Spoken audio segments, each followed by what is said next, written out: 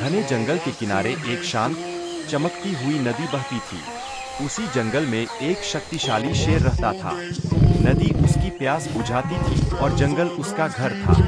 लेकिन समय के साथ शेर और नदी के बीच अनजाना सा तनाव पैदा होने लगा। शेर रोज नदी से पानी पीने आता।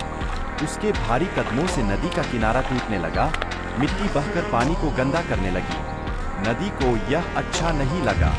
एक दिन नदी गरजते हुए बोली, हे जंगल के राजा, तुम्हारी वजह से मेरा पानी मैला हो रहा है। क्या तुम्हें मेरी कोई परवाह नहीं? शेर को यह सुनकर गुस्सा आ गया। उसने दहाड़ते हुए कहा, मैं जंगल का राजा हूँ। यह नदी भी मेरी ही है। मैं जहाँ चाहूँ, जैसे चाहूँ आऊँगा। दोनों के बीच झगड़ा बढ़ गया। नदी ने अपना बहाव तेज कर दिया, जिससे जंगल के कई हिस्सों में पानी भर गया।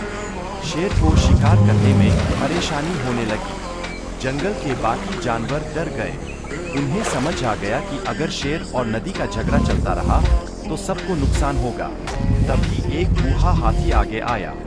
उसने शेर से कहा, राजा, शक्ति का अर्थ जिम्मेदारी भी होता है। और नदी से बोला, बेहन नदी, क्रोध से समाधान नहीं निकलता। शेर ने पहली बार शांत होकर सोचा। उसे समझ आया कि नदी के बिना जंगल सूख जाएगा। नदी ने भी महसूस किया कि शेर और जंगल के बिना उसका अस्तित्व अधूरा है।